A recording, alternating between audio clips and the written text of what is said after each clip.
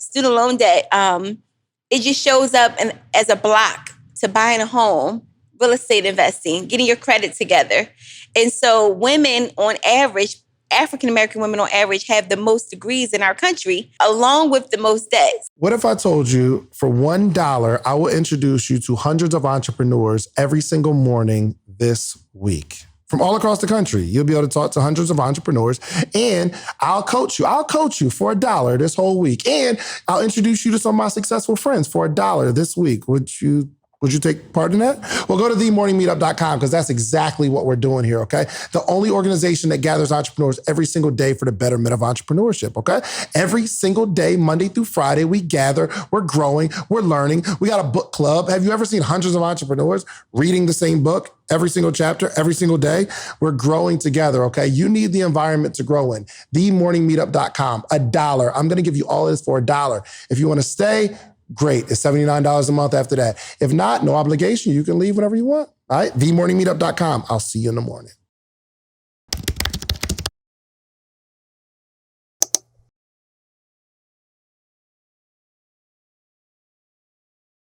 Welcome to another edition of the Social Proof Podcast, where you find dope people that do dope stuff and they teach other people how to do the dope stuff that they did. And they got receipts. And today ain't no different. You got receipts, right? Receipts? You got a receipt or two. I see a little rolly. That's somewhat of a... Well, we actually have the same watch, except for mine don't got the diamonds on the face. You know I'm extra. Yeah. And that costs extra. Yeah. Receipts. You got diamonds in your nails and all that kind of stuff. Neo expected it. I be tucking my joint around bosses. Yeah. Oh, you got to tuck your joint. Oh, no. I get around Mr. 2 Weeks Out and Alex and Rashad. And they know what? The APs. Yeah. I didn't want to go straight to an AP. I could have. But I feel like I didn't want to skip. I think it's levels. Yeah. I want to honor this level. Right. Maybe even if it's just a month. Right. You know what I'm saying? Like, I want to honor this level for a month. I want to sit in it. You know what I'm saying? Like, anyway, I got a whole concept. It's a beautiful watch, though. I'll tell you that. So, Sonia, go ahead and introduce yourself, man, because I got a bunch of questions, because you are the student loan doctor. So, Sonia Lewis, CEO of the Student Loan Doctor. No, I didn't wake up one morning to take on Sally Mae. I get that question. Like what made you? We'll get into that. But out of Philadelphia. Mm-hmm. And sometimes I feel like I'm not out of Philadelphia anymore because I'm always traveling and I love to travel. That's something that I discovered in the last few years. So we help people with student loan debt with a period behind it. And the thing is, our platform is so revolutionary because we're talking about student loan debt, but with the solution attached to it. Mm-hmm. We're not complaining about it. We're not hemming and hawing. We're not waiting for the government to save us. We're doing some out-of-the-box things that we can talk about today that I think is really going to change this generation and generations to come for having to go into student loan debt. Like, that's my goal. So that gets me up and fired every morning. Gotcha. All right. So from the very beginning, what happened? Were you in student loan debt? Yeah. Okay. I'm still paying off my loans. I always let people know. They're almost done. How much were your loans? $80,000. $80,000. They were more before we started. Because you don't know, but I was in my doctoral program. I'm done. I just have to submit my dissertation. So you can put that doctor. So you about to be doctor. Yeah, I had been finished it right when the business had kicked off. But when the business kicked off, you have to go back and forth with your chair. Mm-hmm. I didn't have time for that and trying to start this business. Back and forth with your chair? What do you mean? With edits, returns, this, do that, study, research. That's a whole mental space you got to get into. Yeah. And I couldn't get into that and this business. It was either go back to work or kick off the EDD. The challenge is... What's EDD? I'm sorry. Oh, educational doctorate. Yeah, you got it. Look, you got to talk real slow because I was only in college for... like altogether, I think 3 years. Mm-hmm. I'm still technically a freshman by my credits. But the thing is, Dave, and here's what I struggle with, but I don't quit on anything. I make way more than I would ever with a doctoral degree. But the only reason I'm going to finish it is because before my grandmother passed, I told her she knew about it. So I have to finish it on that. She was the first to graduate college in our family. Oh, wow. So, I feel like that legacy, and we got to get the doctor in the family. I feel that. What's your doctorate in? So it's going to be in adult education. Okay. And I'm actually studying how student loan debt affects African-American women. So that's how I even got excited about this whole entire work. That and that I was broke, but that's an incentive to start something. Mm-hmm. So how does student loan debt affect African-American women? oh, it disproportionately affects African American women, us, because student loan debt, it just shows up as a block to buying a home, real estate investing, getting your credit together. And so women on average, African American women on average have the most degrees in our country, but we wouldn't know that by watching certain TV shows, right? So we have— Hold on, African American women have the most degrees in our country. Yes, along with the most debt. So they do go hand in hand. You're talking about over white males, we have the most degrees. Most degrees, most highest degrees. Yeah, I thought it was an interesting statistic too, but it does make sense when you look at the numbers of the debt. And with the highest debt. Mm-hmm. So when we talk about $47 million owed, 47 million African American, no, let me back up, hold on. 47 million Americans, there we go, have student loan debt. 1.7 trillion in our U.S., but a good portion of that 1.7 trillion African American women owe that money. There we go. The numbers are jumbling, and that's because they're always changing. Yeah. I had to look at it last night. Oh my goodness. Yeah, so it's a really big deal, and the thing is, what I do every day, I'm unapologetic about it. Is I get up every morning for the woman that looks like me. Mm-hmm. If you didn't know, I'm an African American woman. All right. You never know the blazer. You got something in you, though. Yeah. It's a lot going on. It's a little melting pot. You just stir it, right? So on my dad's side, there's some Irish and some Asian. Mm-hmm. And then the real Indian on my grandmom's side, so there's okay. And then we put it all together. You get student loan doctor. Yeah, you never know which feature might pop out. You never know. But I don't check other. I put African American on the application. For sure. You black. Oh, you ours. For sure. If the hair curls, you're black. That's it. If your mama black, my mom's about your complexion, right. You're black. Oh, 100%. Wow. That's it. All right. So obviously, that's why you have an affinity, because you are a black woman, and you've experienced a black woman experience. Yes. What is that? And in terms of what, education, just period, finance? Period. Just tell me about the experience of being a black woman. I'll talk about it from a financial and a professional experience. So early on in my career, I was always number one at every job. Like that, I don't know, that's always been in me. Very competitive. So always been great at sales, always been number one in the recruitment business. And I was going up the ladder so fast, I remember thinking when I was 25, there's not going to be a space big enough for me. I remember having that thought. And at my job that I was at, they were so nice to me because I was, really also awesome to them. They kept creating jobs for me. But I kept thinking to myself, if there ever had to be a layoff, this is before anybody could think about a pandemic, I was like, I could be first to go because you essentially created a job that they don't know if they could justify. So I always was very proud of how fast I would grow and the money I would make, but I was always on eggshells, if that makes sense, because I never had a standard position. I would give them the job title with the description because I wanted to keep growing, and I would let them know. I said, I feel stifled. I feel like I had like a ceiling over my head. So the freedom that I'm experiencing now, everybody's like, why are you so happy? Why are you so positive? I don't have no ceiling, if that makes sense. Yeah. You can create and do whatever you want. But I knew when I was at work, I was in this little baby office and I had to be there by a certain time. I don't even work productively until 1 p.m. Why do I have to show up at 11? Right. And I made them allow me to have a work schedule that started at 11. That's the latest they would go. Because I'm like, well, why do I gotta be here at 9? I'm like, I don't even like people at 9. It's not my best time. And I showed them, I said, my numbers were better because you start letting me come at 11. It was true. I don't know if I was just being whatever. And then they changed it to allow everyone to work. I was doing a lot of things that was like real.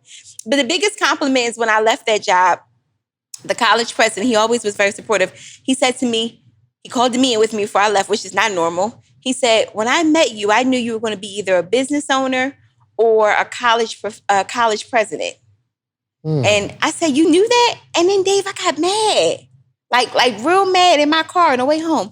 Ain't nobody tell me that when they first met me. You could have told me that a long time ago and saved me 6 years of my life here. But it was a process, so it was good. So the jobs would create something for your black girl magic. Yeah, that's before the term black girl magic. I used to float around there like, today we're going to, and then I would be the person that had to speak in front of all the big groups that would come. go do this, and then they wouldn't have to prep me. I would just be on. I didn't know that that's a skill. Like you can 100%. monetize that. So then it's so funny. I feel like God put me through a boot camp, if that makes sense. The job was the boot camp. All the systems that I learned and created there, I implemented in my business. And then there was this strange year right before the business popped off that I was serving at my church, which is a mega church in Philly. Shout out to E9 Tabernacle. And I was on the education board. It was $1 million budget. I remember thinking to myself, I better learn how to manage $1 million now. But these were all the thoughts that was going through. So I took it very serious. Had to, be in front of the congregation, hundreds of people, parents, let's go. Like, it was just real. Like, I call it, you could just see the boot camp. So when the business popped off, it wasn't a if, but it was a when.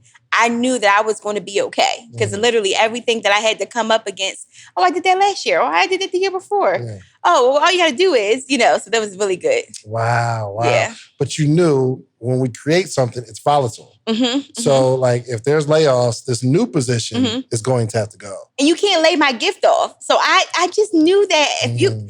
I didn't understand or know about entrepreneurship. Let me pause and say, I didn't I had this entrepreneurship plan. You weren't even thinking about entrepreneurship. No, I was thinking about how do I get to be secure at the very top of somebody else's. Entrepreneurship was never on the radar, ever. Because actually, if you know me in real life, I'm very okay, tell me the statistics. I'm getting better with that because I know entrepreneurship, there is nothing that's for sure. Right. I struggle with that. Nehemiah, the one you interviewed, Nehemiah Davis, he was like this is before he popped. Let me just say this. Y'all not going to get on the same way. I remember. Yeah, we were freaking frat till 3 a.m. He's like, Sonia, you got to let go of that. 3 a.m. I'm like, Vina, his wife. I said, Vina, I just, can talk to him a little more. It was like this boot camp. He's like, don't go to sleep. So you make 300 today. I'm like, I'm at 250. So I would go to sleep. So I couldn't make 300 a day now, Dave. My God. Right. Nothing could get paid with that. right. Humbly, because there's payroll now. There's, sure. But that was my marker. And I would never forget. He's like, what is this? He's like, you going back to work? Let me know right now if you're going back to work. We can just stop. I'm like, I'm not going back. And then it really took me until 2018 where I'm like, I can't go back. Yeah. But 16, 18, I don't know. Yeah. It could have won a couple raise. So walk me through the transition of leaving your job to be the student loan hero. Oh, yeah. I had to leave because it wasn't enough hours in the day. So, the appointments were coming in. At this time, I was pricing myself very cheap. I'm sorry. I'm speeding. How did we start? I was broke. Let's start there. Yeah. I was overdrafting every account. Every 2 weeks. But you would never know though. You can't look at somebody and see how much money they have or their credit score. Yeah. So I did it very well. I'm letting you know right now. I was still fried. Now I got real furs. But you know, you have the fake furs. They look good. Look good. So nobody knew, but I knew. And I didn't sleep at night. So I would be up at night if I carried a one, maybe if I move the Pico bill, that's energy, I don't need cable this month. I'll read. This is how I used to be at night. I'm like, I don't have to live like this. So, long story short, I remember Googling. This is what happened. Somebody asked me to go out for some nachos. What? I couldn't even afford nachos, Dave. Nachos. I'm looking at the account. The account is negative. There's a 20 in my wallet, but I need that for gas. So I'm looking. I'm like, I can't go. And that really made me, I really wanted those nachos. I'm not that deep, y'all. So I Googled, I was like, God's way with money. And I don't know why I Googled that, but I Googled that. You Googled God's way with money. Yeah, because I knew that God wanted more for me. I don't know if that makes sense. And God's way with money. And then Dave Ramsey popped up. So I OD'd off of him. And, there's different schools of thought. When you become your own entity, you make your own opinion about what you want to follow. But initially, I was Dave 100%. I'm not spending. I'm not you're very militant, but I needed that discipline. Yeah, for sure. I'm selling stuff. I'm bags somebody else bought. I'm selling them. I'm at the what's that called? The flea market. I'm like, he bought it. You can have it. How much you want? I'm selling. My table would be empty. I was selling everything, Dave, because I had to get out of this credit card debt.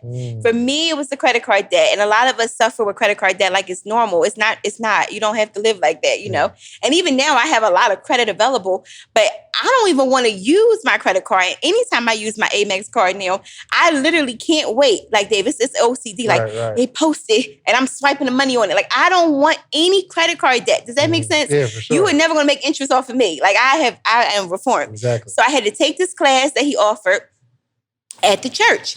And so what happened is they would ask questions about student loans at church, and I would answer them in the class, like 15 of us. And I realized these people didn't know it, but I knew it because this is my professional background. Then people started to come in to the church for free advice. Now, I did it about 2 times. All right. But now Jesus still ain't telling me to do anything for free. I'm like, Lord, I didn't hear that message. So I said, well, here's what we'll do. I said, we want to respect the Lord's house. Let's meet at Corner Bakery.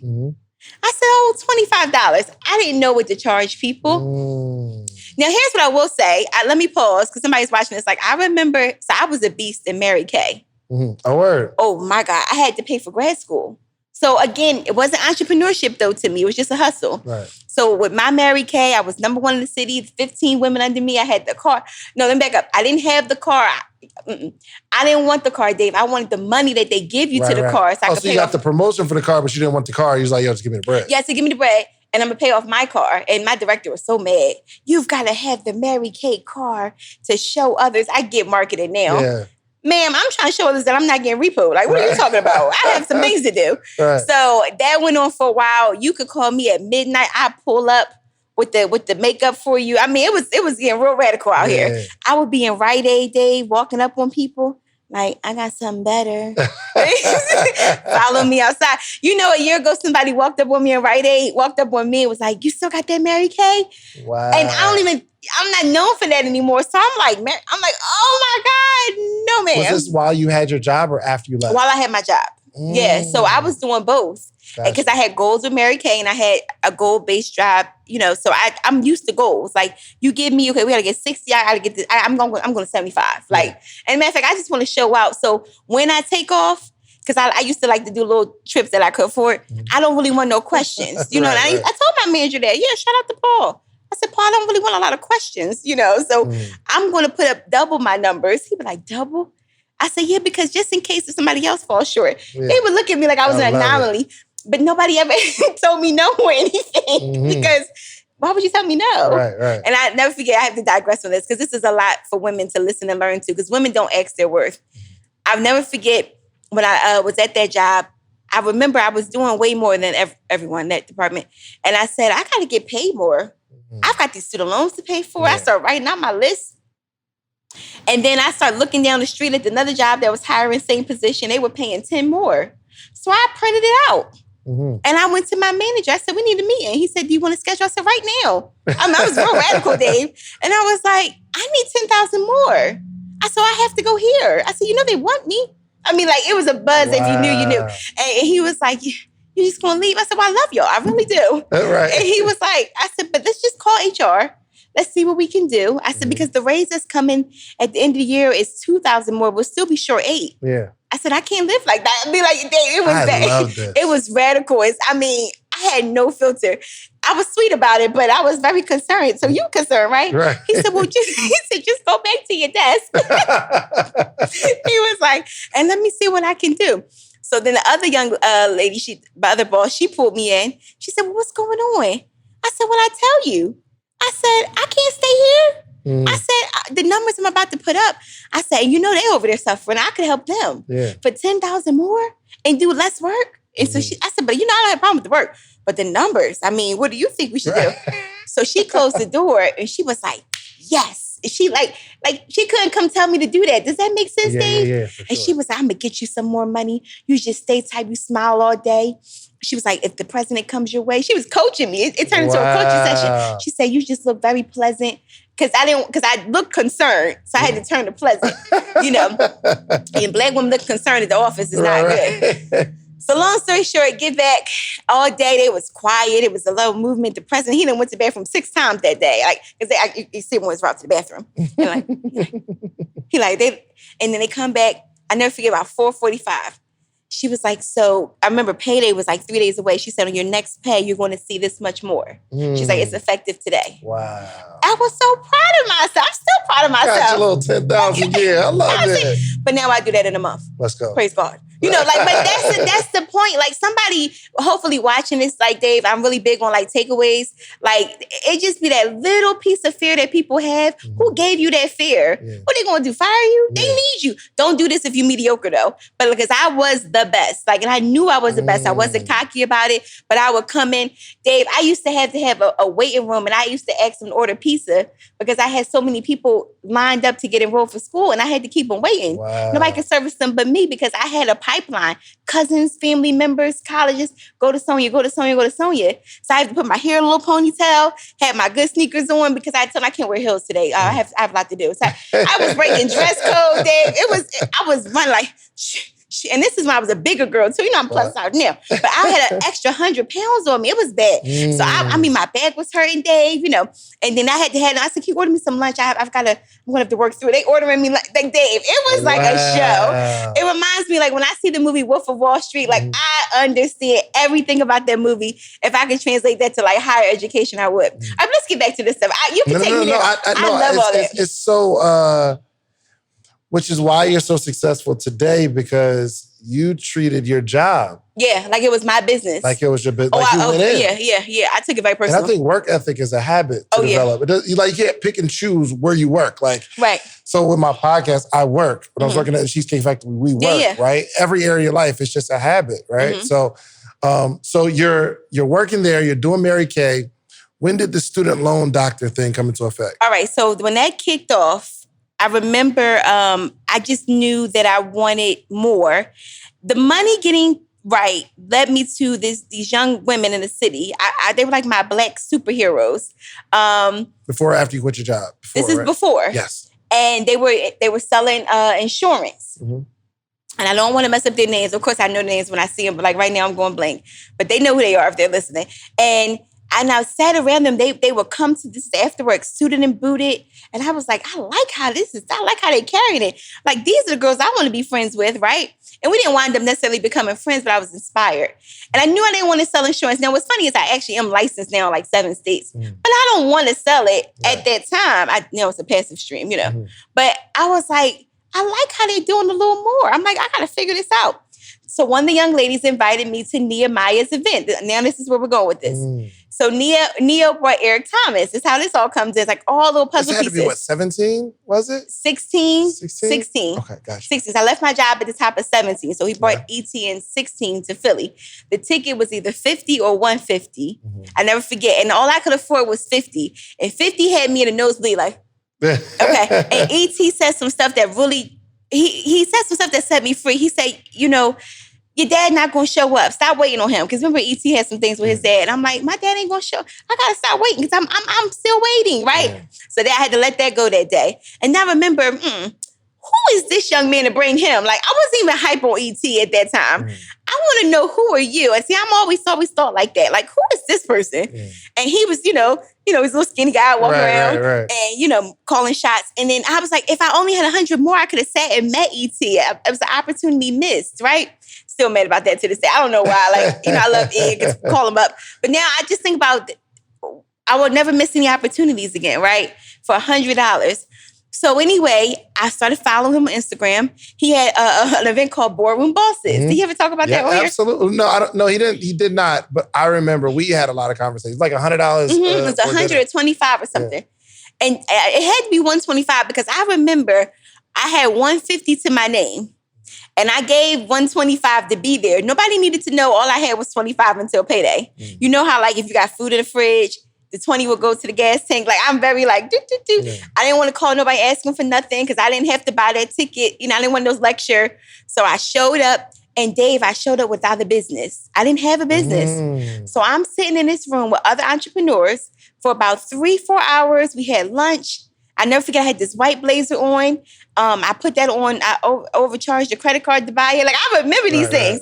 And I showed up and all my name tag said was Dr. Lewis. I said, well, I'm not a doctor yet. He said, we speaking into existence. I said, well, So I sat there, Dave, and I sat there and I left there like, I'm going to get a business. Like, I'm going to, and I started writing out, like, what am I good at? What am I? And I thought back to how I was helping people at church and they didn't know what to do with student loans. Then I found this other young lady on Instagram. I went to her marketing session. She calls herself the business doctor. And I asked her, I said, do you mind if I call myself the student loan doctor? I see people don't ask no more. You know what I'm saying? And she said, well, thank you for asking. She said, yeah. So we're still friends to this day. I said, okay.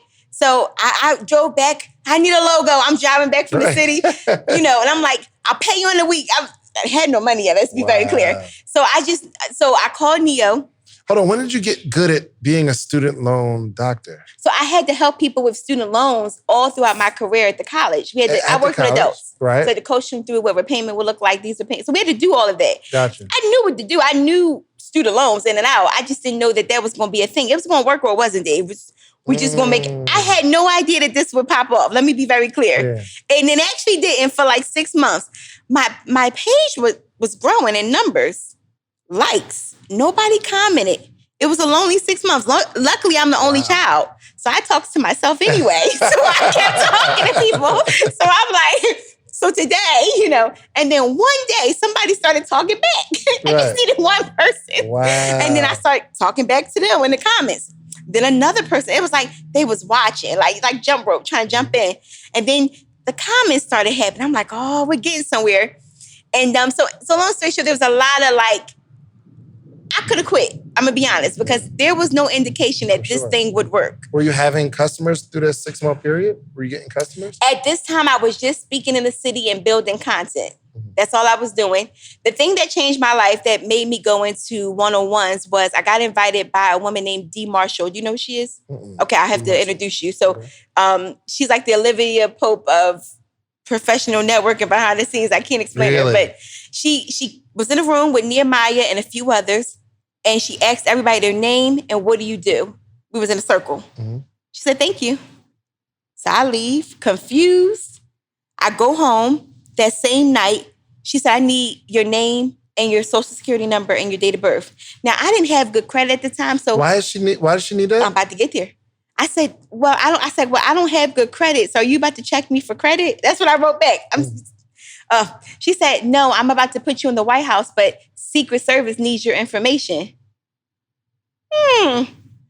I sent it to her. I didn't even ask questions at that point. And then I got an official email. I should try to find it in my email. Okay, so what was the event that you went to? Still don't know to this day. She just wanted to know who major people in the city were. So she put together this event. It's like, let's get in here, line it up in a circle. Yep. And asking everybody what they do. You say, I help people with these student loans. Neil says whatever. Yeah, she says, I'm a connector and I connect people. It was very elusive. Right. So you get home and she sends you a text saying, yo, I need your name and social. Yes. Weird. Super. But I didn't have good credit, so what can you do? He's like, yo, you can take this credit. We could have been on the billboard at the time. Nobody got anything. It probably would have came down. So I sent it to her. 30 minutes later, email from Secret Service comes in saying I've been approved. This is when the Obamas were in the office still, right before they left. And I had a PTO scheduled the next day. Like, God is so good. Like, I called my manager. I didn't want her to think I was lying about this PTO. I'm very serious about my work ethic. I said, so, Gina, it's going to sound weird. Just bear with me. I'm going to screenshot you the letter. I've been invited to go be a part of this event at the White House. Now, I have a PTO for like a colonoscopy. I had something going on. I said, but I can't go to that. I said, I think I should be here at the White House. Wow. Here's the screenshot. She said, oh, go. It's your PTO. I said, if I take some pictures on Instagram, I didn't want you to think I heard you. That's all. She said, oh, I appreciate that. I got back to work the next day. Well, first off, the White House was very powerful. It was just for us to talk about what we do. And Did you meet Michelle? No, it was the Obama staff. Gotcha. And they wanted to know issues. They want to talk about issues that affect African-American women and girls. And that's how I got into the space. Because when I did my introduction, I said, student loan debt disproportionately. So that was ding. Gotcha. So we got in the room, me and like 5 other women from that event. And then the next day at work, the president came to my office. Now, it's no need for him to come to my office. At this point, I had moved locations. We weren't close as we was. Right. He said, I just missed your face. I wanted to check on you. I bet. I said, how are you? He said, good. He said, I saw you at the White House yesterday. I said, on a PTO, I sure was. And he was like, well, what's going on? So I had to water it down. And I remember thinking, you either going or get off the pot. Like, which one is it going to be? And I remember thinking, well, no more being under the radar. And at that point, my brain had switched to, what do I need to make to cover my expenses? What do I need to make to not be homeless? What do I need to make? What do I like? So I'm thinking like that, right? And I remember telling my mom's deaf, so I text her, hey, Mom, just wanted to know if I decided to leave my job in a few months and all else fails, would I be homeless? Reply yes or no. And she said no. She said, just make sure the money is consistent. So I waited for 6 months and the money was good each week, made more than I was making in part-time. Helping people. Coaching them with their student loan debt, them through their repayment plans, consolidation. I had wound up getting the office because I moved from Quarter Bakery at this point because I was going to have to start dating a manager at that point. It was getting weird because I needed the corner booth with the plug. Right. And he needed to reserve it till I got there. So now that's going to cost me a date. Oh, wow. Yeah. So I didn't have to date him, praise God. So anyway, so long story short, got the office, and I remember the office was $300 a month, and I remember thinking I just need a few clients to make, and it was very like everything was drafted out. And I remember Neo kept saying, "You got to leave your job. You got to leave your job." And I'm like, I don't want to leave my job. And so I was like, God told me September 8th. This is crazy. I'm about to tell you this. He was like, no. He said sooner. No, he didn't. Then my birthday, September 9th. He's like, why September 8th? I was like, because I don't want to turn. I forgot I was turning. And be at that job. He said, whatever. He's done. So it was an opportunity to come here to Atlanta February 8th. February 9th. And he said, you're going to have to leave February 8th, Sonia. He said, maybe God said 8, but you heard the wrong month. I said, well, sometimes I don't hear God so clearly, so maybe I should. So I was like, I'm going to leave. Now, here's what's crazy. I left my 6-year job, follow the story, to go to this next job for only 3 months. And when I left them in 3 months, they gave me a big cake and balloon party. Like, I shouldn't have got no party for being there for 3 months, but I was excellent at that job for 3 months. I put in systems and processes, and when the kids asked to come here and you're going to do this for them, I'm with IT. It was like, and so I was always very excellent, right? And she said, you really going to start your own business? She said, I think you're going to be just fine. I love it. She said, look what you came in here and did in 3 months. I said, yeah. I was like, well, thank you for not being mad, because I felt like I wasted the hiring process was extensive. Yeah. And I did get that good health insurance on the way out. Right. Like, y'all are going to learn about that. Right. So, and that's one thing I promised myself, being an entrepreneur, I would never not have health insurance. I'm very serious about that. Because I also have lupus and other things that go on. I can't be out here in the world without no insurance. That's weird. Yeah, for sure. And I don't like when I see a lot of people making all this money and you have no health insurance. Right. So, a lot of people don't know the reason people don't leave their job, ideally, is health insurance. Right. But I don't think people know you can just pay for it. You can pay for it, but you got to make the money to pay for it. When I left my job, my insurance was creme de la creme at that time. I found private insurance now. But at that time, I didn't know how this works. It was $1,000 a month. So Jesus not only had to clear, like Jesus, not only had to clear $1,000 a month, my expenses at that time were $2,500 a month. And my office was $300. So we had about 3, 4. So I had to bring in like $4,500, $5,000 with what I was going to do. I think I put $5,000 on the paper. Right. And if I could, and some days I would just get at $4,000, but remember, everything's covered. Yeah. I mean, at least I had food, but it was tight those first few months. I'm not going to lie and say it wasn't tight, but everything got covered. I didn't have to overdraft. I didn't have to owe nobody. I wasn't hiding no car, no garage. Like, everything was paid. And so I was very proud about that. And then that's when I elected to have I had the weight loss surgery. Now, I was 100 pounds heavier. You had a weight loss surgery before, or? You don't remember when you met me when I was with ET? No, for sure. No, I remember it. But I'm trying to pinpoint the time frame, because it seemed like you were on an upward trajectory when you did that. So as I'm going up, the weight was coming down, right? You're making more money, weight coming down. Right. But I mean, because that wasn't cheap, right? No. So business has to be moving at this So point. I had to pay my $1,000 a month out of pocket. So I had to pay 12 months before I could get the surgery. And I never forget, the surgeon tried to put it off for another 6 months, which in my mind is $6 more thousand, because I knew once I got the surgery, I could switch over to the $500 a month insurance. Right. And at this time, money was so sir. So I had to have a meeting with him. Yeah. I showed up unannounced and everything. You know how it goes rogue, Dave. I said, so let me explain something. I'm paying $1,000 a month Cobra to be here for you. You're the best, right? Right. I said, so if my levels of iron, right? Like, so he was concerned about my iron, but it was at the level it needed for their surgery. He just wanted a little higher. Right. Well, sir, I don't know. It's never been high and it's not going to get high. Right. We're going to do the surgery Right. on this February. I think on a February date or December date. And I said, so am I going to see you there or do we need to get another surgeon? I said, because all else besides being fat, I'm healthy. So do you want me and my healthy fat self to go to the next hospital where the insurance that you know everything gets paid? You could throw a tool in there, but whatever you want, sir. It's like the Amex of insurance, right? Yeah, for sure. He said, "Ah, well, we'll go forward. I tell you, I'm not too sure, but we'll go." Of course you will. This is $40,000. What are you talking about? So I had no copay. Right. You know you're gonna get all $40,000. And everything it hit me, everything's a business, Dave. Everything has a number. Sure. And me and my $40,000 are about to go to UPenn. Right. So what are we doing here? So the day of surgery, he said, I just want to make sure we're okay. I said, I'm great. Are you fabulous? I said, listen. That's what I said to him. Yo, I love like your determination and the way like you're gonna go get what you want out of life. Period. Yeah. And I want to get into like the steps on how people can get out of this debt, because we just understood that that student loans are unhealthy for Black women. Yeah. So.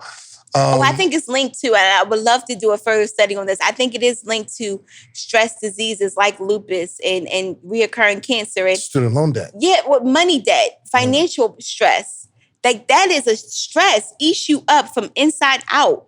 So if we could do a correlation with somebody that has this massive debt, I'm telling you their blood pressure would be high. And I'm not a doctor on that term to say that officially, but as I have been meeting women, you could hear the other elements that they're going through with it.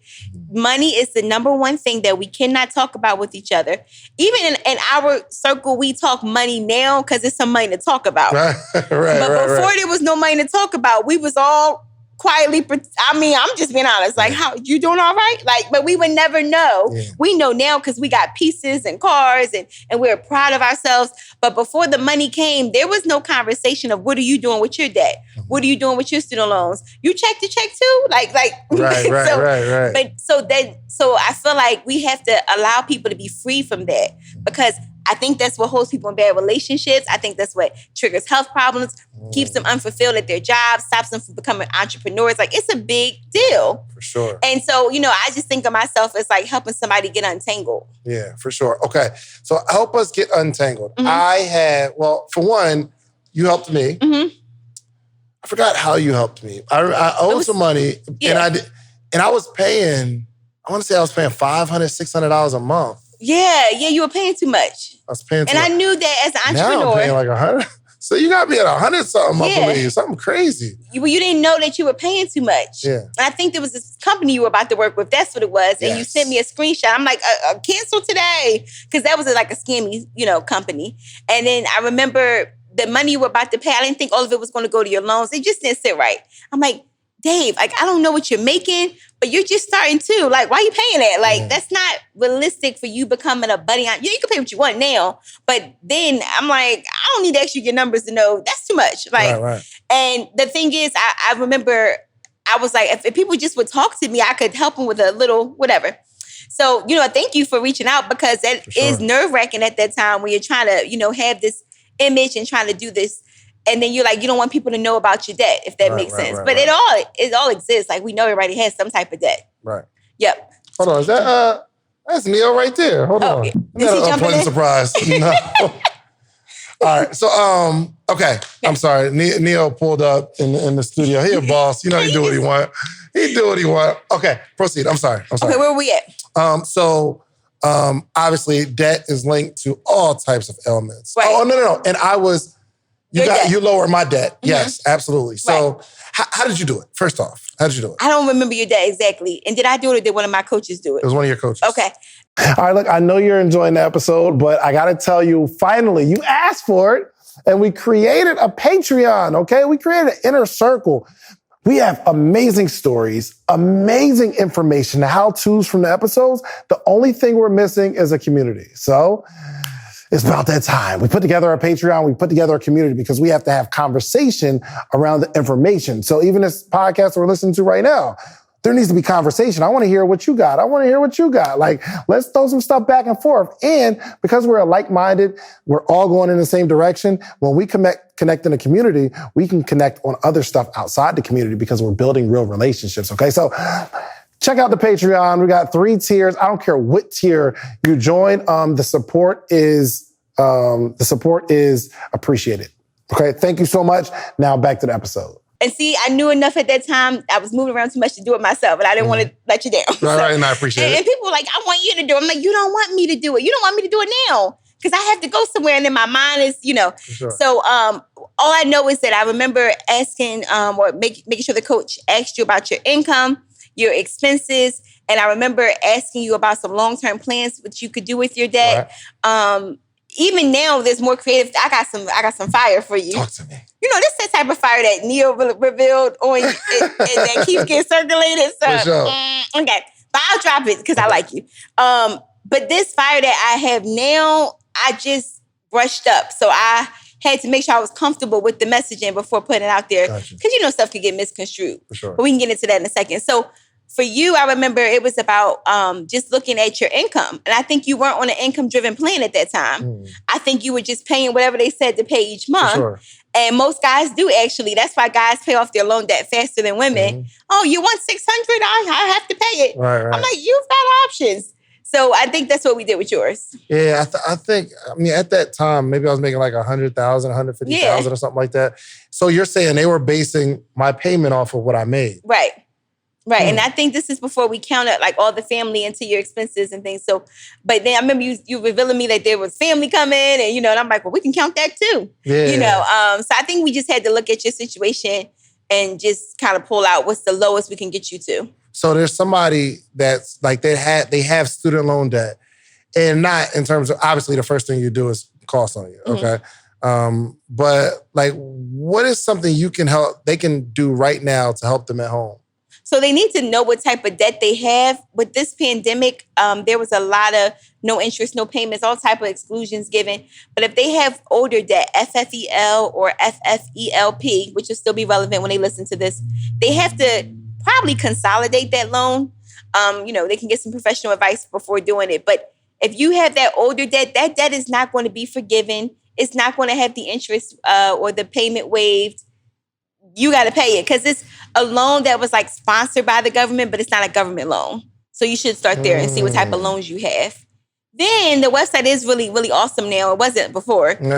So, it makes our job easier now. But before we were doing like real math, so now you can figure out super with like 3 clicks how much of a payment you could get. Are you eligible for forgiveness? The website is really, really awesome. They did a great job reformatting. What makes you eligible for forgiveness? So some people are they can have their loan forgiven totally. Oh yeah. So we've got about 10 people in this pandemic and counting that have gotten 100% forgiveness in 30 days because they have a disability that they didn't even think qualified. Well, okay. I got mad disabilities. Do you? So I don't know. We got to find out. What's the list? So there could be somebody having like cancer, reoccurring cancer on and off, but just because they beat cancer could come back, God forbid, that could qualify. Diabetes, if it's really severe, lupus, if it's severe. So it depends on your disability. High blood pressure. Well, it depends if it stops you from being at work productively. Like that's the key. Whatever you have, is it going to stop you from being at work consistently? Yes, it does. Yes. So I got high blood pressure. Okay. So if it does, you got to have the right doctor. See where I'm going with this? To sign off. Right. If it's a little sketchy, which I haven't seen, they would send you to their doctor, the Department of Education. So if I have a doctor and say my medical records showed I had high blood pressure. They don't even need medical records. They need a doctor. So if a doctor says I have severe high blood pressure where I get headaches or something like that, it's preventing me from performing, my loan can be 100% forgiven. Mesh with your income. So now your income has to stay, I think, for 3 years, depending on how many people you have in your household. Let's say under $25,000. Under $25,000. All right. But with taxes. So if you make the money, you got to pay regardless. There's no... Well, if you are a business owner, some can give not the business, but the You see where we're going with this? Okay, I like what's happening right now. If we were Instagram Live, I would say put a fire emoji if you just got it. So, yeah. So, wow. Right. So there we go. Are there any other loopholes in getting rid of the debt? Yeah, because this stuff is dangerous and it's stupid and it's a scam. Yeah, student loan debt definitely is the government's ploy.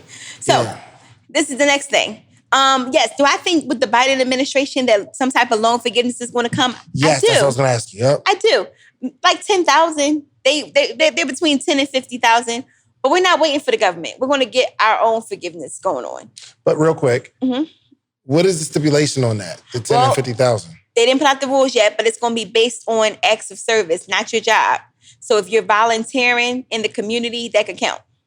For how long? They said 5 years for up to 50,000. So 10,000 each year. You do however many hours. They didn't put all the details out yet. I've been working for Neo's nonprofit for at least 5 years, right? You still got your nonprofit? Yeah, I've been working there at least 5 years. But wait, you still got it? but Dave, you can have your own. I do have a nonprofit. It hasn't been 5 years though. Okay. Well, every year, 10,000 per every year that you've been working. So, I see. I see. I only owe like 30. Well, 3 years. Yes. Okay. Yeah. All right. And you know Coriel, our good friend? Yes. I told her too. You know what? She told me 2 years ago when she started her nonprofit, and because the conversation you had with her. Yep. And everybody's situation is different. That's why they kind of need to like talk to you and figure out. Not to me. To the team. Well, you are the company. No. Oh, people think like they go... and they get mad. They go Instagram call you? I was trying to reach you. I'll pay whatever. You can't buy my time. You couldn't afford it, humbly. Like, I don't have that time. That's why my team has been with me for years. They actually probably low-key know more than me because they're on the phone and getting updates in real time. And then I get it relayed in our meeting. Does that make sense? Yeah, for sure. And then I can go teach it. Or I might get a phone call if it's that deep for one of the coaches. But they really are, like, in this team, like, praise God, they serve. They really love people. They really love going the extra mile. Like, I pray for this team. This team is super solid. Like, we don't have no issues. And I think that's because they think I'm a little crazy. Like, one issue, that's the last issue. And then, my head starts switching. I'm a little like, you didn't call nobody? Like, right. So you got one time with me. And then after that, we're friends. That's how it goes. Okay, so give me some more, like, student loan loopholes. All right, so forgiveness. If you're an entrepreneur, I think you should have your own nonprofit because you could be eligible for PSLF, Public Service Loan Forgiveness, through your own nonprofit. Your business could essentially give to your nonprofit so that you can make payroll, so that you can be counted towards forgiveness. So that's a 10-year route. If not the disability, that's 30 days, literally. And it says 108,000 forgiveness. Like, I've gotten videos like, girl, I can't believe, you know. So we've gotten one young lady, 158,000, the other 108, the guy, 57. I post them as they allowed me to. Some people ask to not be posted because their disability could be that severe where it's not something we really want to celebrate. It's, just a good thing. And I'll get nice letters or cards or whatever. And then this is the big one. All right. Let's go. Hold your britches. The all right. Secrets. So Neil asked me about it last night. He's like, you could do that? So, right. So you can. So I think that everybody watching this should have a business. I actually think everybody watching this should have a few businesses. For sure. Do you understand how business credit works? Kinda. Okay. It's this mystical thing that nobody knows about. Do you need some business? We can talk offline. If you need some money. I'm going through the process right now. Oh my gosh, she's gonna kill me. She actually sent me a DM like, yo, I want to help you. So actually, just literally today, they're setting up my business phone number at my house. Okay. My business. So because you need the business phone number, you need the website, you need the email. Like, you gotta want a bank to be comfortable. And I don't know how freely I can talk, but being an African American woman, man with that type of money in the bank, it's a lot of scrutiny. You used to scrutinize me when I had no money. Now you super scrutinizing me when I got some money. And I had to check my bank the other day, literally, because it's a lot of money in there in different accounts. And they want to ask questions. You didn't ask me these questions last year. I have no questions. I've been with y'all for 5 years or 4 years, 4 or 5. Right. I'm like, why are we asking questions now? I didn't change. You change it. Like, and I had to get with them. I said, I don't want to verify anything. I come here every week. Like, but now, what do you do again? And I got the tap dance for you. Do I need to move the money? Like, just tell me right now, Bob. You let me know. And so now we have understanding. I'm not about to answer these questions. Right. I got your ID and my business bank card. Because then they put this sign up. This is magical sign. I'm not saying this for me, Dave, but I'm just saying, like, it's a sign that say they need to do boom, boom, boom. I'm like, interesting. Where was the sign at?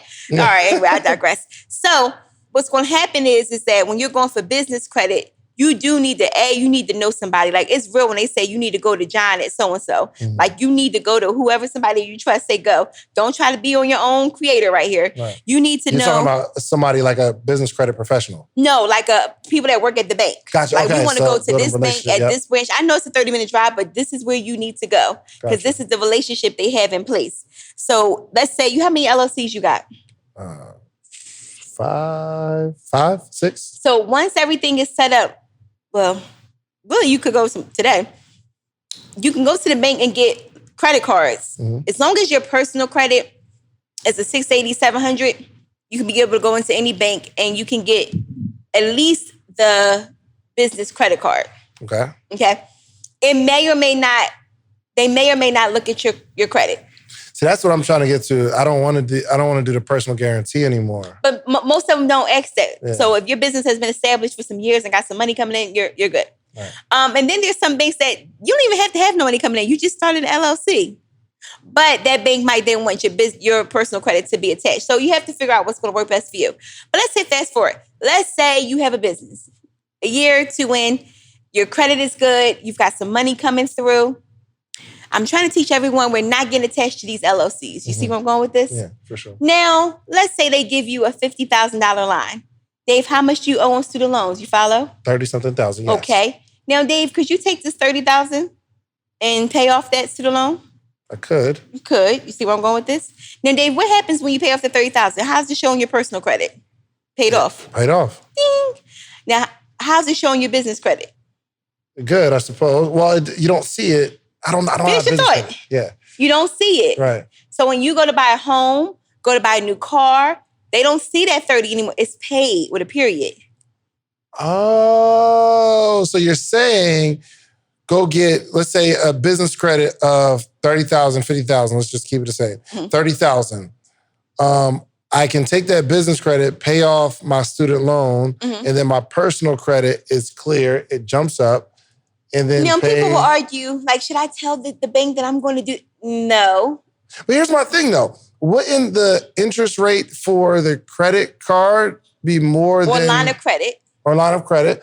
Wouldn't it be more... Could or less. Because some people's student loans interest rate is 7.8. It's the highest it could be legally for a federal loan. Right, but credit cards, they interest 20, 30... But lines of credit may not be that high of an interest rate. Got you. And there may be an APR... There may be an introductory, no interest for the first year. There's all type of lines of credit you could get. And what if you had private loans that were 19.99? Right. So it's going to differ for everybody. But they even want to take it a step further.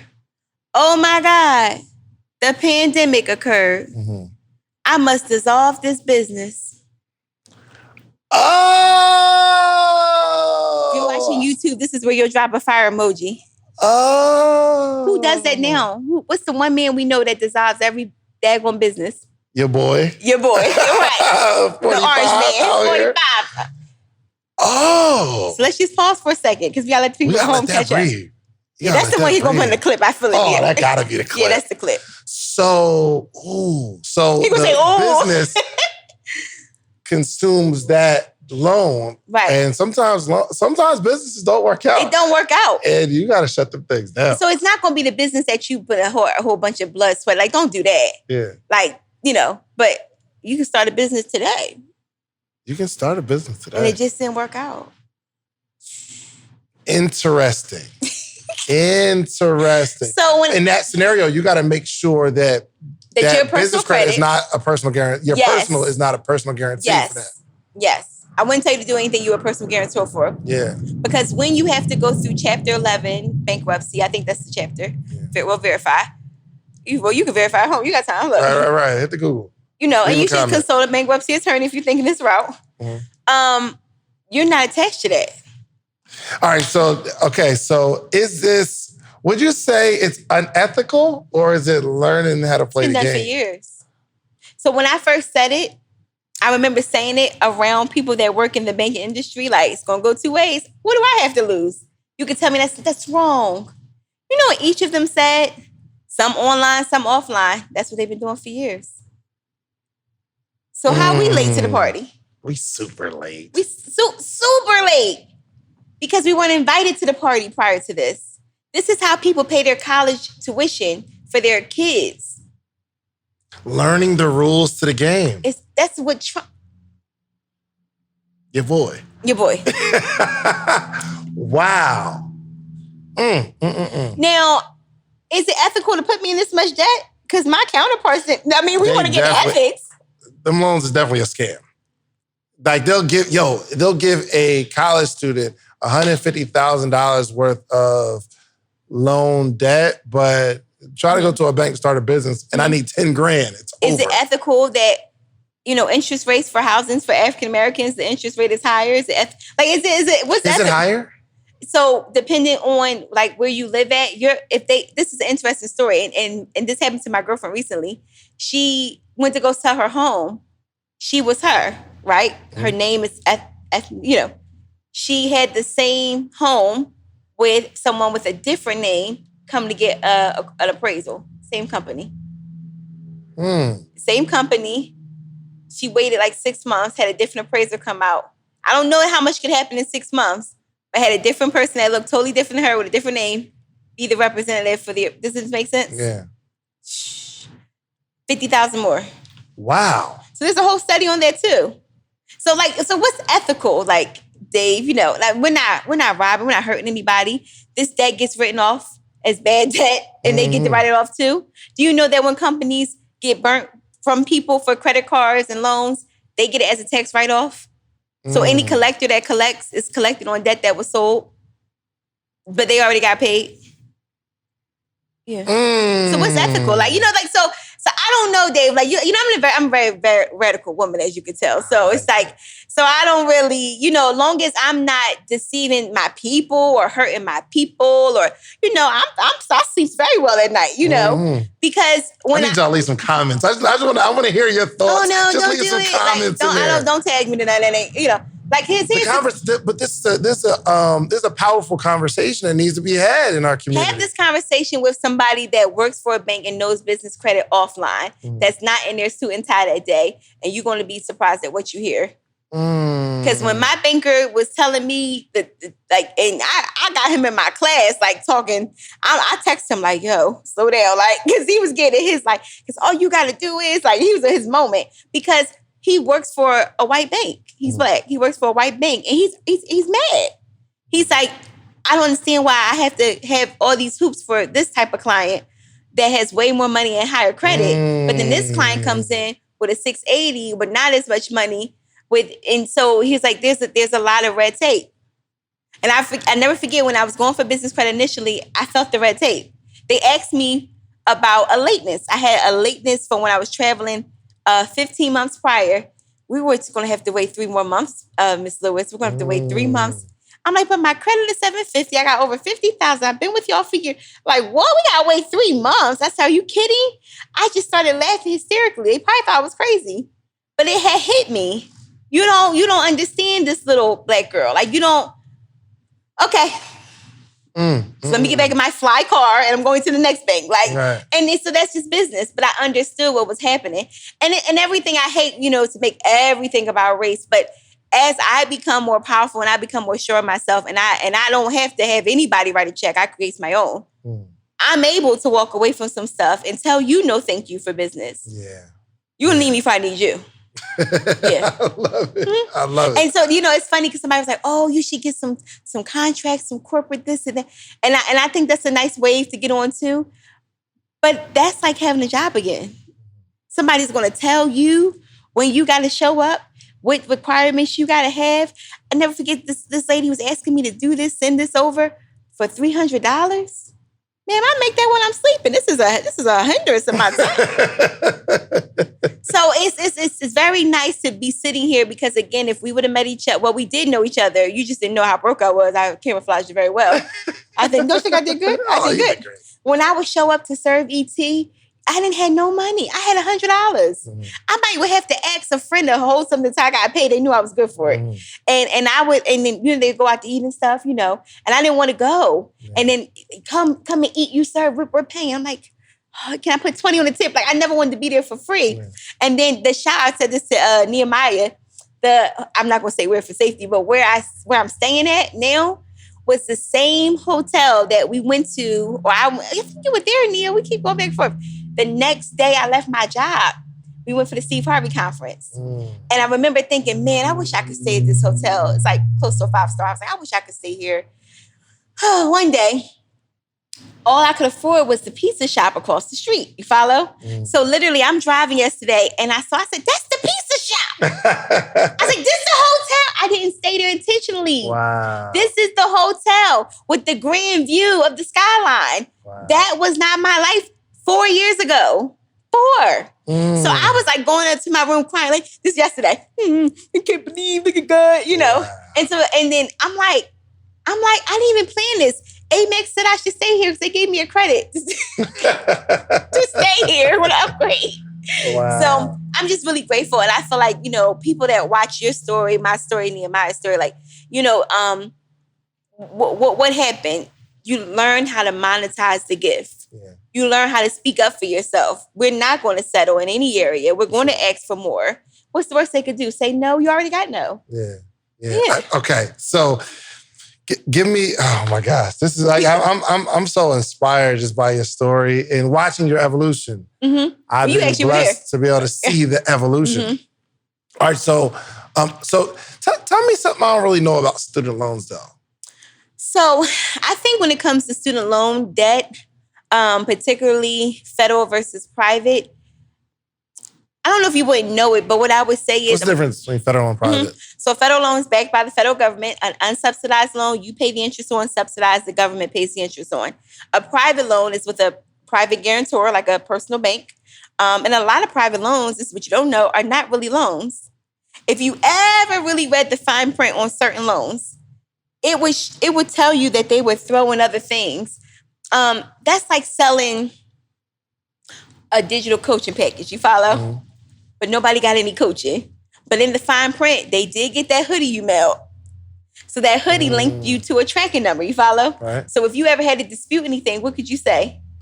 Oh, the hoodie came. Yeah, for sure. They got their 997. You're not ethical to do that. But that's why people like to put products into stuff like that. Oh, I didn't know that. Oh, well, there you go. So there's another, no, don't do that though. That's unethical. But there are people that... Not really, especially if somebody actually, because you've had some people... No, there's no coaching involved. I'm saying like something happened with the coaching. Oh, I got you. No, but I'm saying that's just a separate bar on, I'm going to send you something just in case you try to use up my program and then try to... So you didn't get anything? Bruh, this tracking number say you... You got it. Okay, that's good. You be doing that, Neo? No? That's a good idea, though. I mean, I'm sure we'll get many chargebacks. He sends them as thank yous, but some people attach it as a part of the fine print. Thank yous. Right. You did get this, you signed for this thank you. Facts. So, all right, but that's just like that's like being padded like that. Now the loans say the such, but in the loan documentation, it says you get roadside service. You didn't know you even got roadside service. I'm being serious. So they can attach it to something so that there's something to be able to dispute on. So that's why a lot of times private loans are easy to claim for bankruptcy, are easy to dispute off your credit because they're not really loans. They're unsecured debt that the bank's called a private loan. So how do I know if my student loan is private or federal? Yeah. You will go to studentaid.gov. If you go to studentaid.gov, there you'll see all your federal loans. If you don't see your loans that are listed on your credit report on studentaid.gov, it's a private loan. 9 times out of 10. You can always call your lender next. They have to tell you. So what do you prefer? Or you can help with both?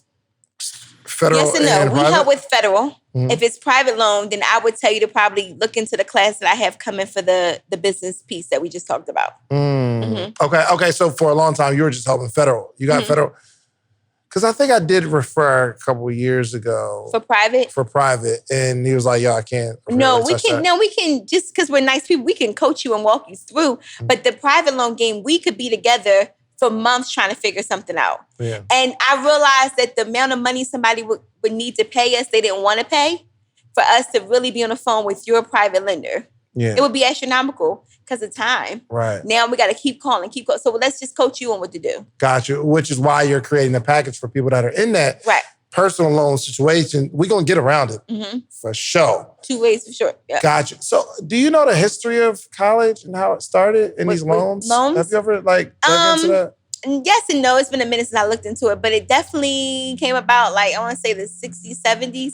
Because my grandmother, when she graduated from college, she didn't have student loans as an option. And this was back in the 50s. I think my mom, when she graduated college back in the 70s, 80s, the loans just became available. So she had a very small loan, like $10,000. And then that got paid off. But our generation and generations right before us, it was unregulated, essentially money. It still is the only loan that you just need a GED or a high school diploma for with no questions. What's your personal development regimen? So you're super confident, super smart. Like you are going to figure it out. Like, what do you do in terms of personal development? You know what? It's because I'm scared to be broke again, Dave. Like you're what you're meeting today. I can't go back to how once you get out of that space, and that space for me really was my health. Like, this, all jokes aside, I could have died a few years ago. My lupus was very bad. Like organs about to it was going. Why didn't you get your loan forgiven? I didn't know about all that at that time. Like, as I learned, but praise God, I'm in remission now. I don't take medicine for lupus at all. Oh wow, congrats. Because I sleep when I want to sleep. I go play in the pool. And so when I met my lupus doctor, it was bad. My hair was falling out. I was overweight. I was always swollen. Everything hurts. And he said, I shouldn't say this, but he said, kid, I think you're going to be fine. He said, I think you're going to be all right. I think you're going to live through this. I'm like, you think so? He said, yeah. He said, because you're just so positive. I was still positive. He was like, you just got to figure it out.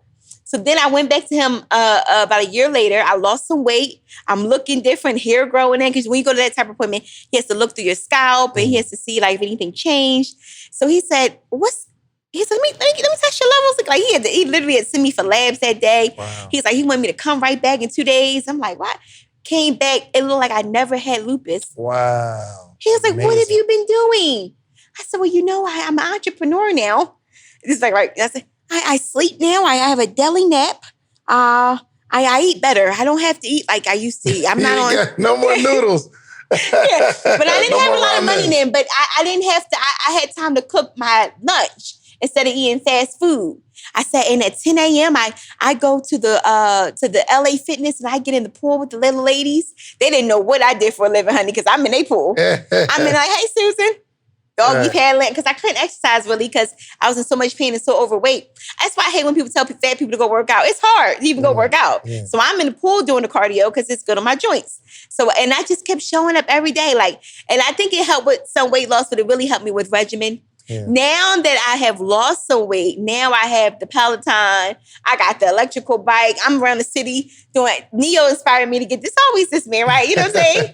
He's, and I really do. Thank God for him. That's why, you couldn't say anything bad about him to me. I'm like, where are we going with this? Because I know what he's done for me. There was a dude on Clubhouse that was talking about, I wanted to fight. He knows. How do you say so bad about Neo? We're not giving that man no shine, but he knows I was ready because I'm still from Philly and some of that pops out every now and again. I'm like, I know some people. Yeah. He's like, we don't. Don't act like I ain't from Philly. He was like, we're not going to call those people. Right. I had to get on the phone with his mom. I'm like, well, what should we? Because I just felt like we had to sit through a solid attack. And then my picture got put into that equation at one point because of the jet or whatever. And I'm like, I paid to be on that jet. I deserve that ride. I know my account did for that. And so I'm like, that wasn't fake. We was in the air. We got videos you know what I'm saying? And in fact, I made sure my video showed the aviation screen. That's funny. Okay. So anyway, and that opened my mind. So, I had texted him. I took first class back home, right? I texted him. I said, I'm mad. What you mad for? I had to get humble real quick on that first class ride home. Like this. That's how I'm sitting on first class. Good morning, Bob. Because now I got to get on the plane ride. And then a young lady that follows me, she said, I saw you on the jet yesterday. She said, you taking a regular plane back. I felt like it was a tease. I felt like it was a tag. You know what I'm saying? And I had to adjust my attitude because there was a time where, one, I couldn't afford a plane ride, and two, I was in seat 27. You know what I'm saying? So now... Well, how has success changed you personally? Personally? You know what? you can't complain around me for too long. That's why people probably don't call me to complain. Like even my friends that are entrepreneurs, I know I didn't want to bother you with this because I'm going to listen. I actually put a timer on when people talk, about 3 minutes. They don't know I do it, but really? I'm going to give you 3 minutes. I think it's enough time. What do you think? To complain? It's actually too long. It's actually too long. Yeah, it's about, people got to get it out. Oh, so you still give them a oh, wow. That's crazy. You always got to throw it, that's crazy. So look, girl, what we about to do? Like, because I can't live in that space for too long. Like one, energy is contagious. That might jump off on me in my day. For sure. And I didn't wake up. You can't wake up to a bad day with Cash Apps and PayPals and Stripe notifications. How you wake up mad? You literally, I don't have bad days. I'm not saying I'm perfect and nothing never goes wrong. I have bad moments. You get about 5 minutes. If I love you, maybe 10 moments for 10 minutes. You know, if you really do something at 10 minutes. And then it's like, and now I'm at a place where I don't have anybody in my life that's disrupting that peace or happiness. Nobody that I'm, I have a boyfriend now. He's super solid. Like, but I think he understood. You got a boo. Nobody needs to know all that. When they know now, I'm like, he got posted one time on New Year's. One time for the New Year's post. He in there on the second post. Low. Yeah, that's how you have to be. Is he still on the post? Yeah, if you go two swipes over.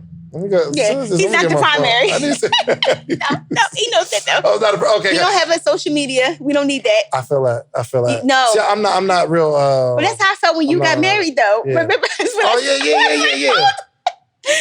Your wife's beautiful. This is not. Oh no, I seen her. business. Remember, I think I seen her right before that, or right after when we went to get the burgers. Yep.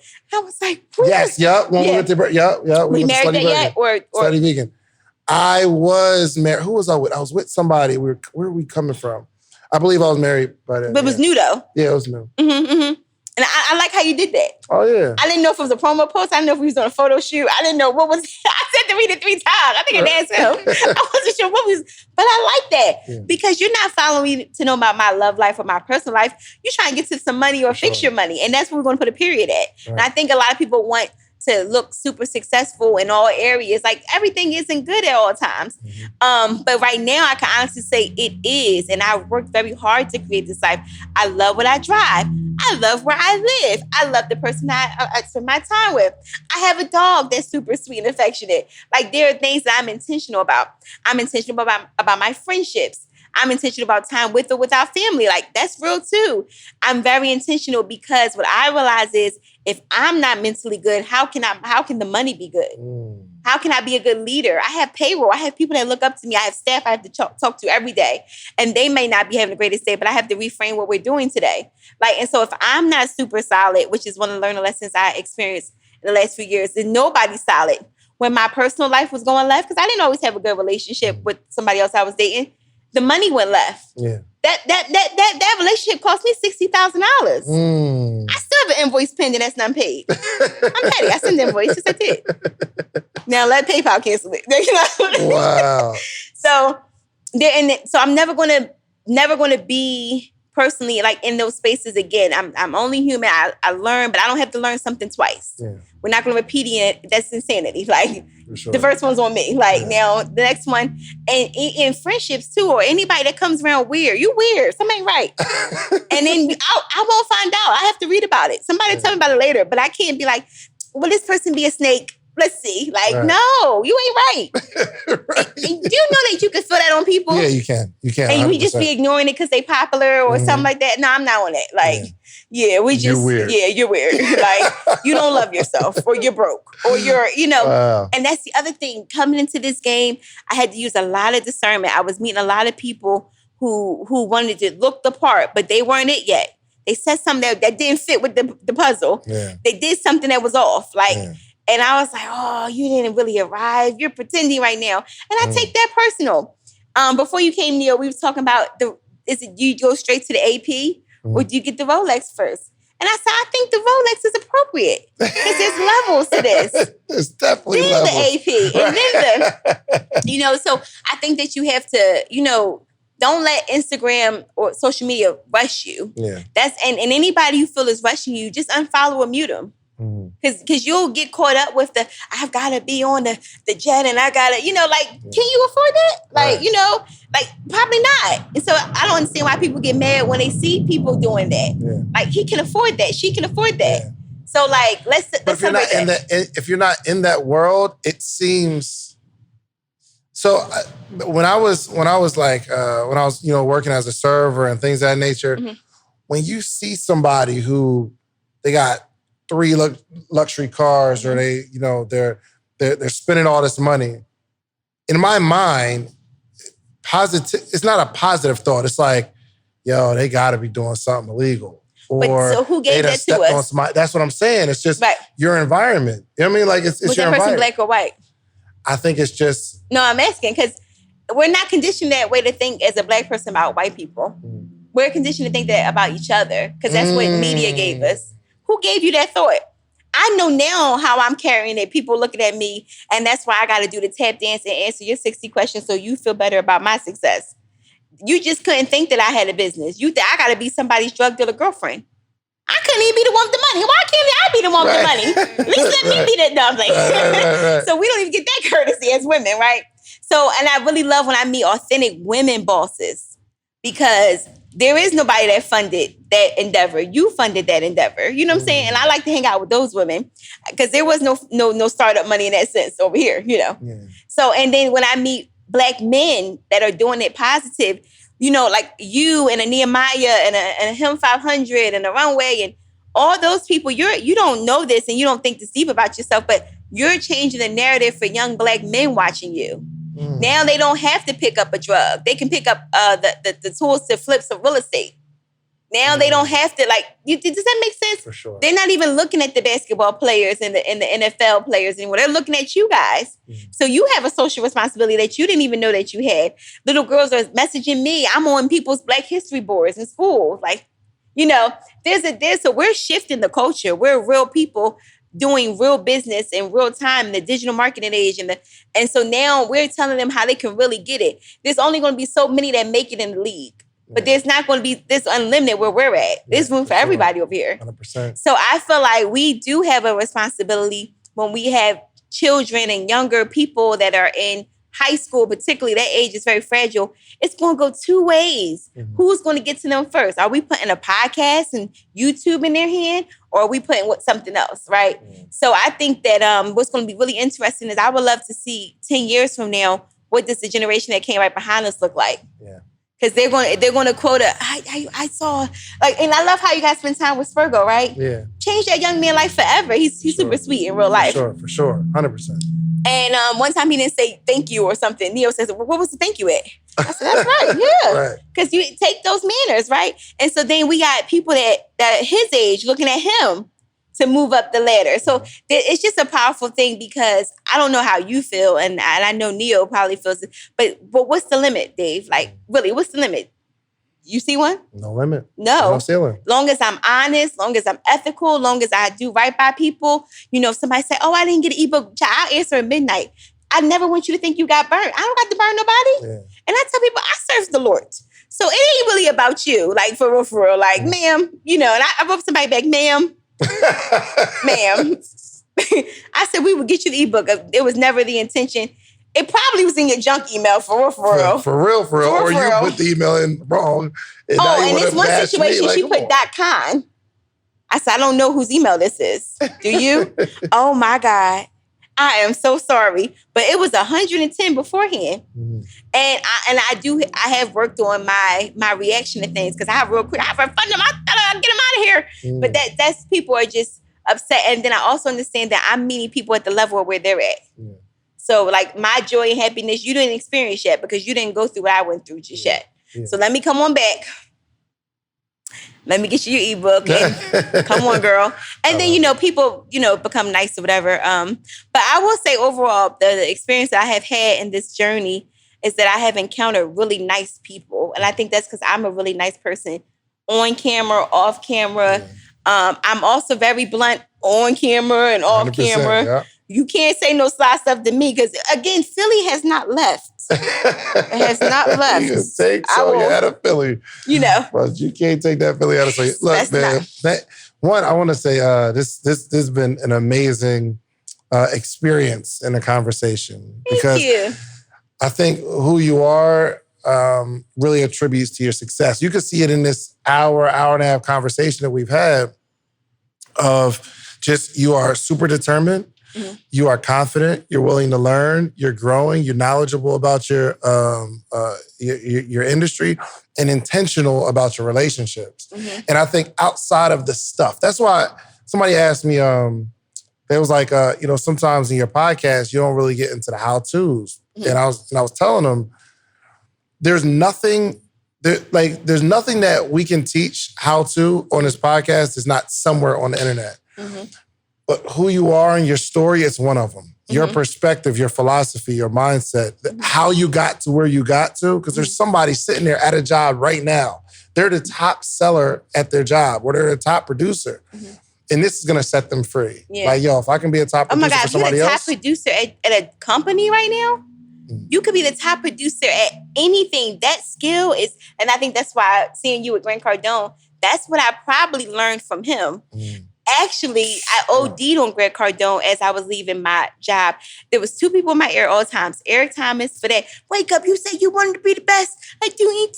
So he's my morning, and I'm going to sleep to Grant. Like, that's all I would listen to, those 2 people. He's an executioner. He talk about execute. I'll tell y'all some stories before the podcast come out, but it's probably out right now, guys. But go watch that one. It's really dope. Thank you. Yes. Sonia, thank you for coming. Because you came, from your hometown to come to Atlanta, and I really appreciate that. Got my hair touched up, praise God. Yeah, got the curls popping. Yeah. I gotta do a quick commercial, and I want you to leave us with something deep, okay? So I'm gonna do a quick commercial. This episode is sponsored, as always, by The Morning Meetup, themorningmeetup.com, themorningmeetup.com. The only community, Sonia, did you know we have the only community of people who gather every single day, Monday through Friday, 8 a.m. Eastern Standard Time to 9 a.m. Eastern Standard Time. You're really every day. I know. For the betterment of entrepreneurship. You're really this. 1 month we did, it was this, we're leaving out of this month, but it was the Millionaire Mindset, where literally we've interviewed about 14 millionaires, just so hundreds of people that are a part of the Morning Meetup can identify how millionaires think. And it's only $79 a month. Really? Every day. We're on every It's single going up, day. I heard. Yeah, it's going up. And the people are winning. And we got a book club. You got a book club? We got a book club. So what's the last book? I'm going to say. The last, we read Richest Man in Babylon. Which was crazy because there's people that have never, they haven't read a book since high school. And it's the first time they completed a book. Wow. And we read it together, chapter by chapter. Every morning we get on, okay, what did we learn yesterday? So Richest Man in Babylon, we're on The Slight Edge by Jeff Olson. And I think we're about to read, I think we're going to do How to Win Friends and Influence People. I'm taking people through the classics, like the classics. You do Think and Grow Rich a Black choice? By Dennis Kimbrough. Yo, I got his number. I'm going to call him and ask him if he could jump on. And then can I sit like how Neil's sitting? I promise I won't be. I'll be quiet. Sure. I'm gonna get him. Do you know that? So that is the number 1 book that I do. You asked me, and I should have said it. I do that book every month. Really? I probably know how to quote it. It is the number 1 book that made me understand entrepreneurship, inventors that were Black. Like it was crucial for me. I was driving to work listening to it. I left my job listening to it. Even now, when I feel like I'm limiting myself, I'm like, let me go to that section on and I can tell you where to go, You know what? We might do that next month then. That book is for Black History Month. For Black History Month. Oh. Do you know what I'm doing for Black History Month? I'm buying out the movie theater. Are you really? AMC is super cheap. I'm not that much. That's not that rich. Don't get too excited. Right now. Sure. What you gonna watch? We're doing oh God, what's the movie I said, Neil? Spike Lee. Give me the one that's real positive. All of them. I know. There's one I have to text it offline. But anyway, AMC had it. And I think it cost me for 20 people like $500. Really? With popcorn and drinks, just the 20 of us. With popcorn and drinks? Mm-hmm. Yo, Neil. Can we do that? We can do that? Do it today. All right, we're going to do it. Do it today. You can do it I mean, we want to let everybody know. Let's get a movie theater because ain't nobody going to the movies like that, right? No, so you up to 20 though. You got to keep it cute. Why can't we get more? It goes... Hold on, it's in Philly? No, anywhere. Anywhere, up to 20 people per the theater. You sure? I'm sure. Atlanta different. Atlanta a little different. Y'all might allow 40. All the little rules y'all got for COVID and social, that don't apply Atlanta here in scares me. I was here a few weeks ago. What pandemic? Atlanta Open. So I went to my boy. He did this mixtape release party, or he was dropping a song, and I'm masked up. I go in. It's mad people there. Nobody has a mask, but I have my mask on. As you should. And then I feel uncomfortable wearing the mask because ain't nobody else wearing it. They looked at me like I was weird. And I just take my joint off. Somebody was like, "Oh, hold on, give me what you want to do?" I said, "What?" Yeah, Atlanta's different. But moral of the story, you need to join the morning meetup, okay? Because you need to read this book. Sorry. Please. No, I'm so proud of your community. You really are true to this. This is not new. Yeah. Dave, you were you've been steady. You've been consistent. I actually was like spying on you. He up, y'all. He really doing it. I really on that joint. Some people are like, oh, it must be like recordings or something like that. No, I be on that joint. And do you do it on Clubhouse sometimes? Every now and again, yeah. Yeah, and so I'm like, oh, still going. Yeah. I'll pop in. Oh, thank you so much. I'm so proud of you. And I think that, Dave, I'll edify you. I watched you grow up into this. You were doing a lot of work with ET. Were you doing their shirts or? Yeah, I did their shirts. I was on tour with them and just... I just didn't know who you were, but I knew you were important. I know it's so good.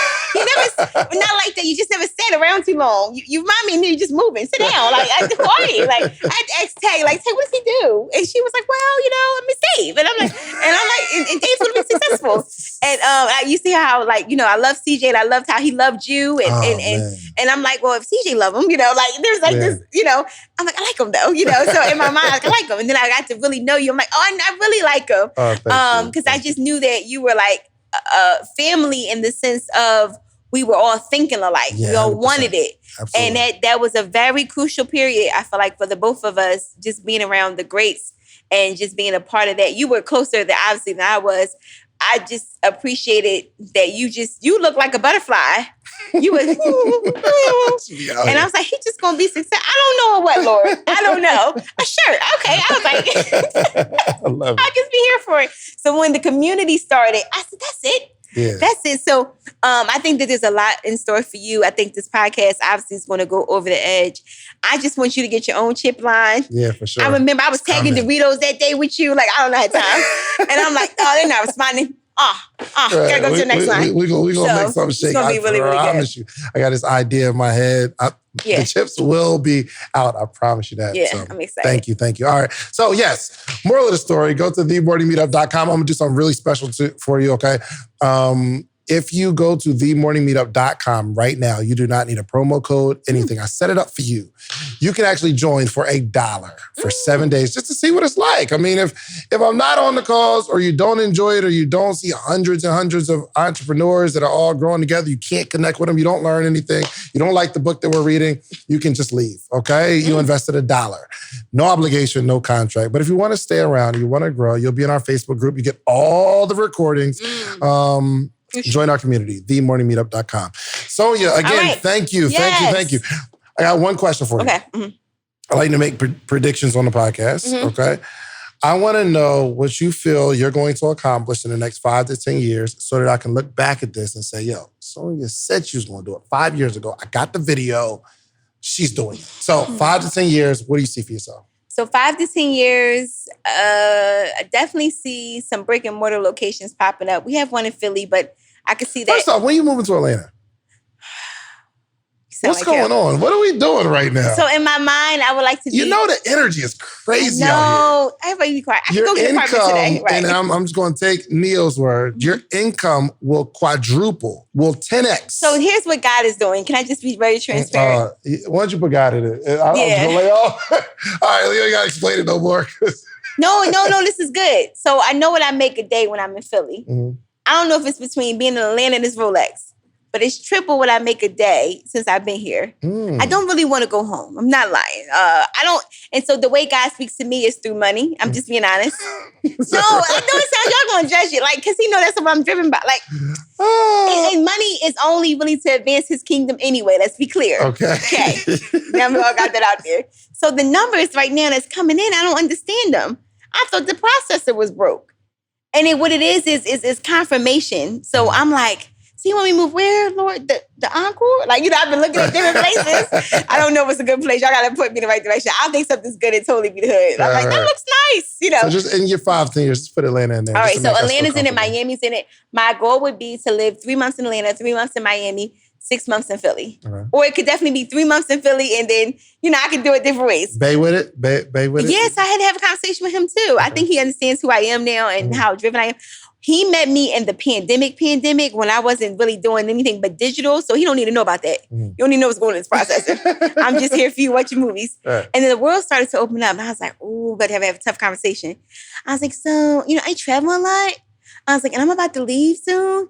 I'm like, so it's going to have to go. That first trip I took, he was a little, but after that, he got it. I intentionally put on Neo's podcast. Was it with you? I don't know. I let it play, did something.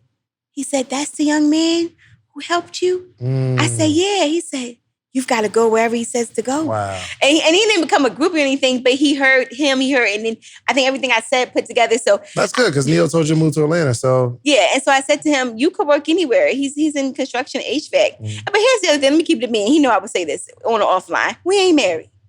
Until it sparkle, I've got to sparkle.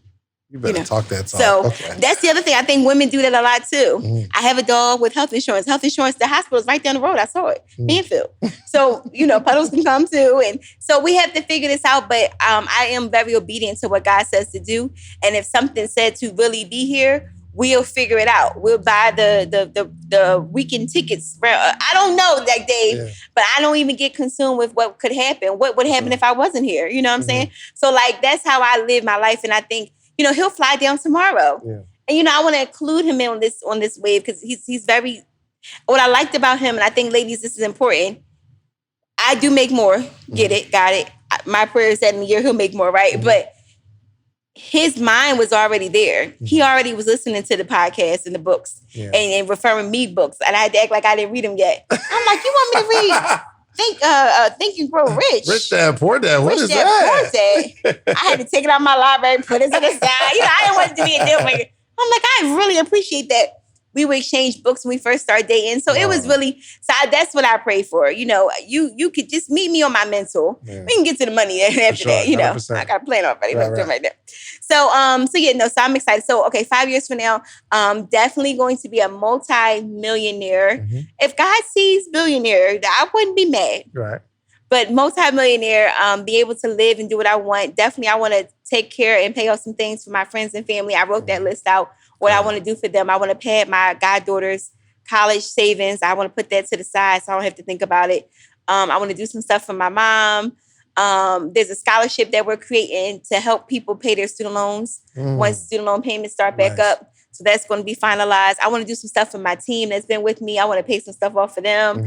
They all got new cars and anything already. Actually, they all got new cars before I did. I'm the only one driving the daggone Camry at the time. I'm like, y'all getting paid that much? And it was just me that needed to level up mentally when it came to that. I was just so tied to that Camry. I don't know what that was about. Right. I don't even think about it. I have a test on them. Right. See you. Won't God do it? It's my dream car, my dream stock. I already had the stock before the car. I love it. So I just think that what you guys can expect from me is that as I grow, I make my tribe grow. I make your credit's going to go up. Your resources are going to go up. So I'm very unselfish in that regards. And I talk and treat everybody that's in my tribe like family. Yeah. I don't, I think that's because I'm only child. I always wanted a big family, if that makes sense. I don't really want you at my house, though. Like, I've always been on that. But I want to talk to you on the computer and at conferences. But I just want to really make an impact. So, and then I always think, when this is all said and done, would I be pleased with myself? For sure. So that's really what I'm on. Like, you can't leave behind bags and shoes. Yeah. I mean, you could, but what are you leaving behind that's going to impact the next generation? Your podcast is legacy. Yeah. Somebody's going to hear this in 50 years. Yeah. Isn't that deep? For sure. That's crazy. I love it. Really good. Thank you so much, man. Again, I just want you to continue to keep being you. Yeah, I'll try. And you are so authentically you. You're going to say what's on your heart. You're going to say what you feel. unapologetically. You're going to help your people unapologetically. And I want to say thank you, okay? Yeah, thank you for having this podcast. I need you to come up with something deep, okay? So I want you to let everybody know how to find you, how they can connect with you, and I need you to give us something deep to close us out. All right? So you can follow me on Instagram, The Student Loan Doctor. Our website is drpleasehelpme.com. And something deep. If you don't become who you're supposed to become, then who are you not going to be able to serve? So if you don't become who you're supposed to become, then who are you going to miss the opportunity to serve? Is that a freestyle? It was. That was off the top of the dome. We can't close it out no better than that. Listen, take heed to those words, okay? Do me a favor. Go get some social proof. I want you to just go build something, okay? Stop talking about it. Stop dreaming about it. Go build something. But the most important part is I want you to come back to your community and teach somebody how you built it. All right? We are out of here, Sonia. Thank you. Thanks, guys. Peace. What if I told you for $1, I will introduce you to hundreds of entrepreneurs every single morning this week? From all across the country, you'll be able to talk to hundreds of entrepreneurs, and I'll coach you. I'll coach you for $1 this whole week, and I'll introduce you to some of my successful friends for $1 this week. Would you take part in that? Well, go to themorningmeetup.com because that's exactly what we're doing here, okay? The only organization that gathers entrepreneurs every single day for the betterment of entrepreneurship, okay? Every single day, Monday through Friday, we gather, we're growing, we're learning. We got a book club. Have you ever seen hundreds of entrepreneurs reading the same book? Every single chapter, every single day, we're growing together, okay? You need the environment to grow in. Themorningmeetup.com, $1. I'm gonna give you all this for $1. If you wanna stay, great. It's $79 a month after that. If not, no obligation. You can leave whenever you want. All right? Themorningmeetup.com. I'll see you in the morning.